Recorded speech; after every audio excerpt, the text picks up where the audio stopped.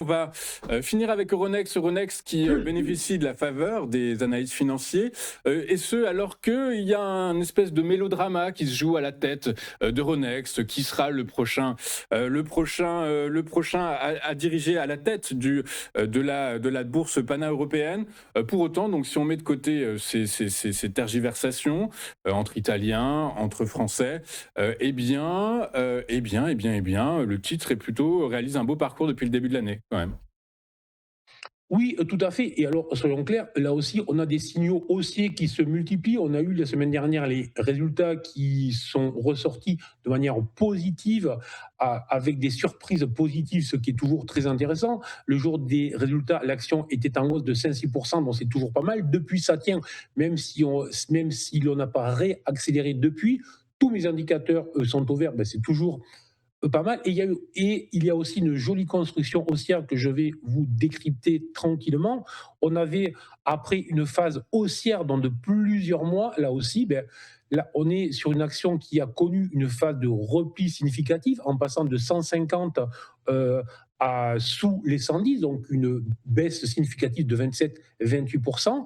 Et derrière, on a eu la cassure de cette TLR, Trendline Résistance, l'oblique résistance. Et depuis la cassure de cette résistance, ben, mes indicateurs sont repassés au vert. Et là où c'est très intéressant, un peu de la même manière, ce que je vous expliquais précédemment avec Safran, ben, c'est toujours cette idée de travailler ces zones d'intérêt, anciennes résistances devenues support dès lors que la tendance, attention, c'est important, dès lors que la tendance est repassée positive.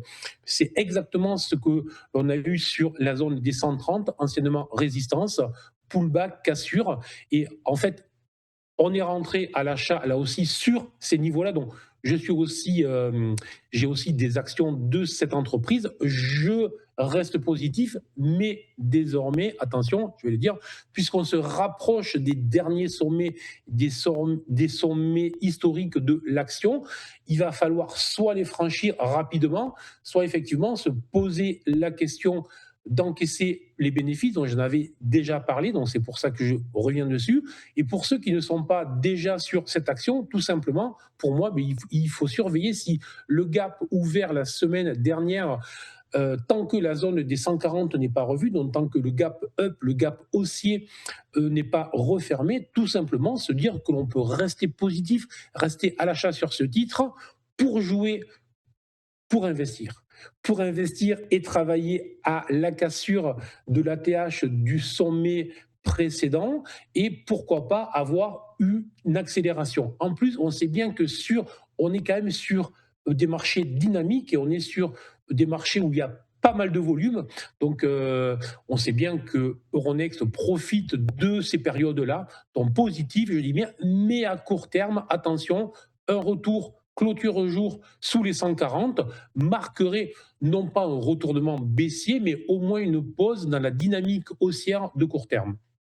Écoutez, le message est passé. Merci beaucoup, Bernard, d'avoir été avec nous ce matin. Bernard Prassesclos, trader pour compte propre, auteur du livre L'investisseur stratège, est avec nous désormais tous les mardis pour nous aider à construire des portefeuilles intelligents. Merci beaucoup, Bernard. Je vous souhaite une excellente journée. On se retrouve la semaine prochaine.